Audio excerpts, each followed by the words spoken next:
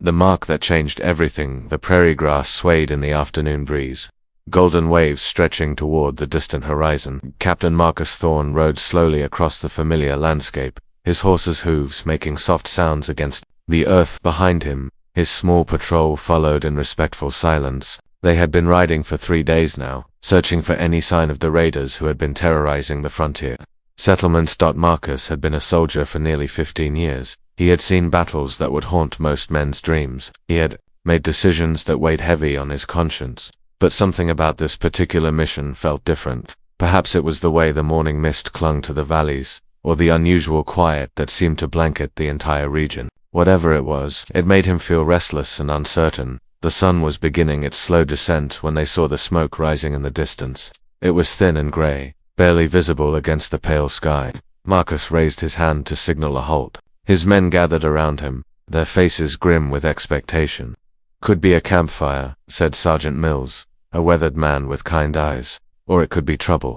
Marcus studied the smoke for a long moment. "We'll approach carefully," he decided. "Stay alert, but keep your weapons lowered unless I give the word." They rode toward the smoke at a measured pace, their senses sharp for any sign of danger. As they drew closer, Marcus could make out the remains of a small homestead.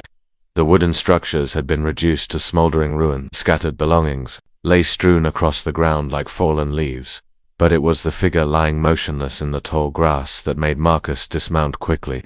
She was a young woman, perhaps 20 years old, with dark hair that fanned out around her pale face. Her simple dress was torn and stained with dirt and blood. For a moment, Marcus thought she was dead. Then she stirred slightly, and her eyes fluttered open.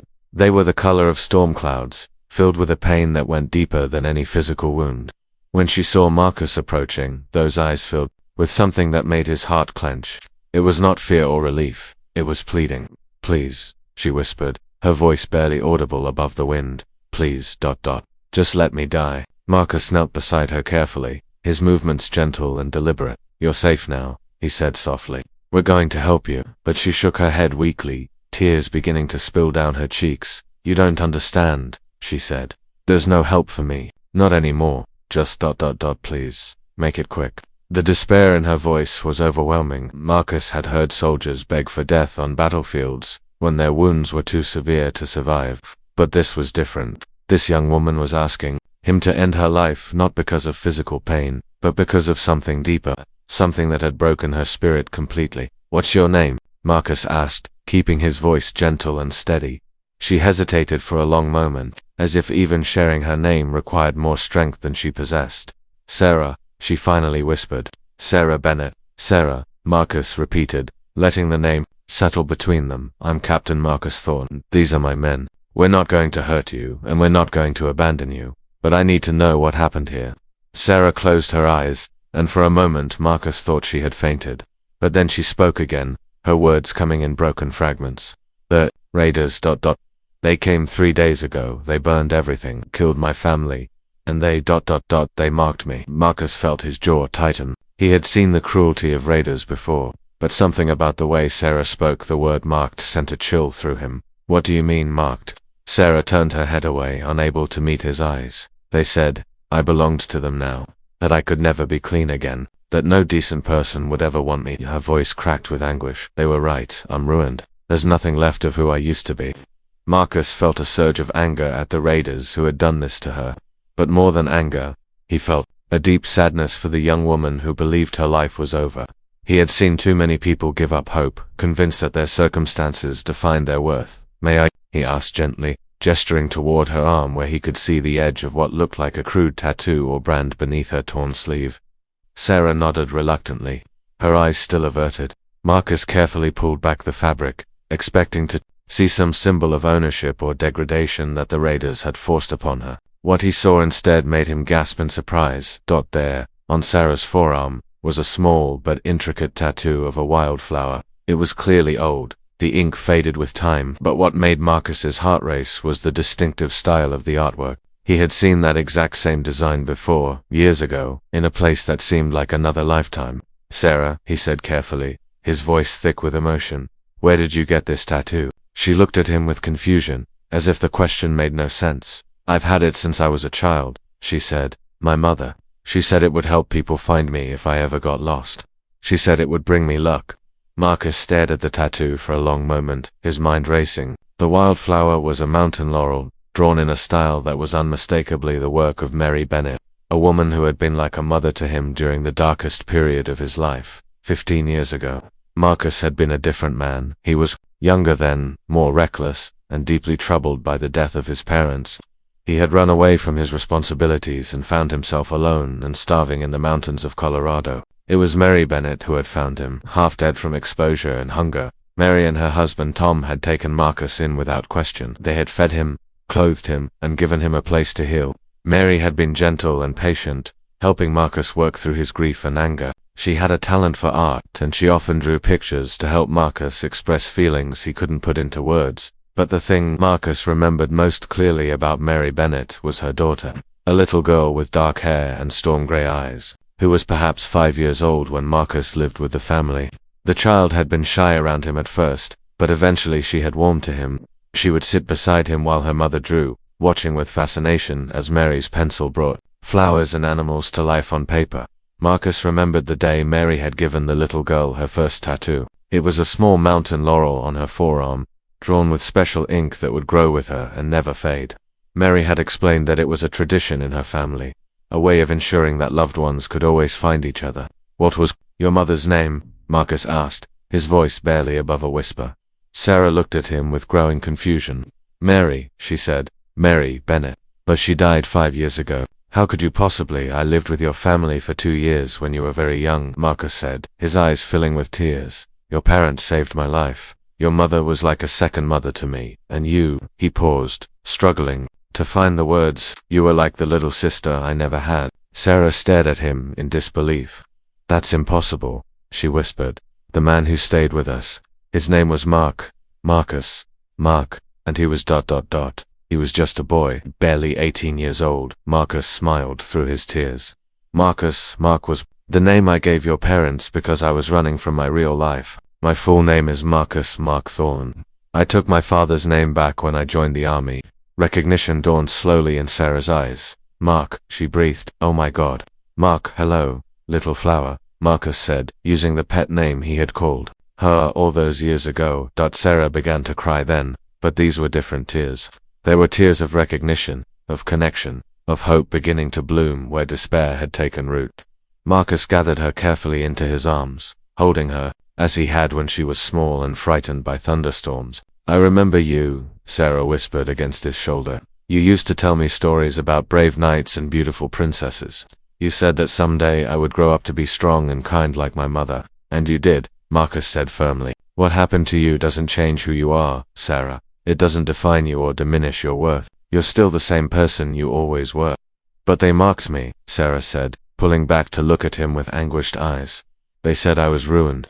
Marcus took her hand gently and placed it over the mountain laurel tattoo. "You were already marked," he said. "This mark means you belong to a family that loves you. It means you're precious and valuable and worth protecting. The raiders didn't mark you, Sarah. They just tried to make you forget what your real mark means." Sarah looked down at the faded wildflower on her arm, seeing it with new eyes. For so long, she had forgotten the story behind it. She had forgotten that it was a symbol of love and protection, not ownership or shame. "Your mother told me once that mountain laurels can grow in the harshest conditions," Marcus continued. "They bloom even on rocky mountainsides where nothing else can survive. She said that's why she chose that flower for you, because she knew you would be strong enough to bloom no matter what life brought you." "I don't feel strong," Sarah admitted. "I feel broken." "Broken things can be mended," Marcus said gently. "And sometimes they become even more beautiful because of the places where they were once cracked. Your mother taught me that too." Marcus helped Sarah sit up slowly, supporting her with steady hands. Around them, his men waited patiently, understanding that something important was happening. Sergeant Mills had dismounted and was approaching with a water canteen and a clean cloth. "We're going to take you somewhere safe," Marcus told Sarah. "There's a town about 20 miles south of here where good people live. People who will help you heal and start over if that's what you want." Sarah nodded, wiping tears from her cheeks. "What about the raiders?" she asked. "What if they come back?" Marcus's expression grew serious and determined. "They won't," he said simply. "I give you my word." Over the next several hours, as they made camp and tended to Sarah's injuries, Marcus listened to her tell the full story of what had happened. The raiders had indeed been cruel and destructive, but as Sarah talked, Marcus began to understand that the worst damage they had done was not physical. They had convinced her that she was worthless, that she had no future, that death would be a mercy. But as the evening wore on, something began to change in Sarah's demeanor. The hopelessness in her eyes gradually gave way to something else. It wasn't joy, not yet, but it was the beginning of possibility. The knowledge that she was not alone, that she was connected to someone who cared about her, started to work its way into the broken places of her heart like water seeping into dry earth. They traveled slowly the next day, with Sarah riding behind, Marcus on his horse. She was still weak and traumatized, but she was no longer asking for death. Instead, she began to ask questions about Marcus's life, about the army, about the years they had been apart. Marcus told her about his military service, about the battles he had fought and the men he had led. But he also told her about the quieter moments, the times when he had thought about her family and wondered how they were doing. He had tried to visit once, about 8 years ago, but by then the Bennetts had moved away from their mountain home, and Marcus had been unable to find them. "I never stopped thinking about you," he admitted. "Your family gave me something I had never had before, a sense of belonging, of being valued not for what I could do, but just for who I was." Sarah was quiet for a long time after he said this. Finally, she spoke. "I remember the day you left," she said. "I was upset because I didn't understand why you had to go. Mother explained that you had found your purpose, that you were going to help protect other people the way you had learned to protect yourself. Your mother was a wise woman," Marcus said. "She used to say that people come into our lives for a reason," Sarah continued. "That sometimes we're meant to help each other through the difficult times, and sometimes we're meant to find each other again when we need it most." Marcus felt the truth of those words settle deep in his chest. The timing of their reunion seemed like more than mere coincidence. Sarah had needed to be reminded of her worth, of the love that had shaped her childhood, and Marcus, without fully realizing it, had needed to be reminded of the same thing. When they reached the town of Millbrook that evening, Marcus was pleased to find that it was exactly the kind of place Sarah needed. It was small but prosperous, with a main street lined with well-kept shops and houses. The people were friendly and welcoming, and when Marcus explained Sarah's situation in general terms, they immediately offered their help. Mrs. Catherine Holloway, the widow who ran the boarding house, took Sarah under her wing without hesitation.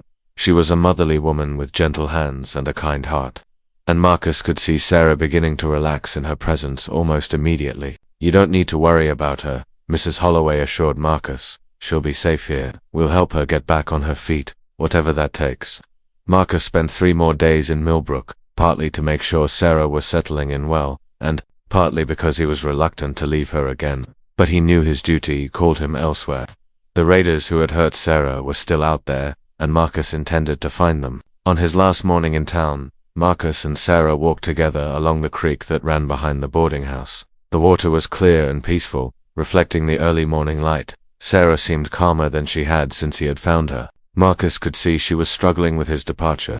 "I don't want to say goodbye again," she admitted. "What if something happens to you? What if I never see you again?" Marcus stopped walking and turned to face her. "Look at me, Sarah," he said gently. When she met his eyes, he continued, "We found each other once against impossible odds. If we're meant to find each other again, we will. But even if we don't, you're going to be all right. You're stronger than you know." Sarah looked down at the mountain laurel tattoo on her arm, tracing its outline with her finger. "This really does mean I'm marked for good things, doesn't it?" she asked. "It means you're marked for love," Marcus said.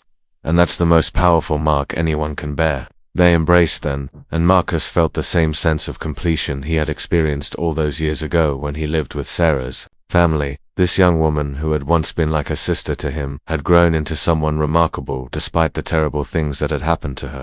As Marcus and his men rode out of Millbrook, Sarah stood in front of the boarding house, watching them go, but she wasn't crying this time. Instead, she was standing tall, her chin lifted toward the horizon. The mark on her arm caught the sunlight, and for the first time in weeks, Sarah smiled.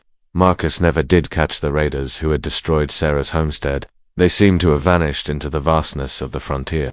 But somehow, that no longer seemed like the most important thing. What mattered was that he had found Sarah when she needed him most, and reminded her of something she had forgotten. 6 months later, Marcus received a letter from Mrs. Holloway. Sarah was doing well, the letter said. She had started helping. At the local school, teaching children to read and write, she had also begun drawing again, something she hadn't done since her mother's death. But most importantly, she had started to heal. The letter included a small drawing that Sarah had made. It was a picture of a mountain laurel in full bloom, growing from rocky soil. At the bottom, in Sarah's careful handwriting, were the words, "For Mark, who helped me remember how to bloom." Marcus kept that drawing with him for the rest of his military service. It reminded him that sometimes the most important battles aren't fought with weapons, but with compassion and hope. And it reminded him that everyone carries marks that define who they are. Some marks are forced upon us by cruel circumstances or cruel people, but the marks that truly matter are the ones that connect us to love, to family, and to our own inner strength. Sarah Bennett had been marked by tragedy, but she had been marked by love first and stronger. And in the end, love was what saved her life.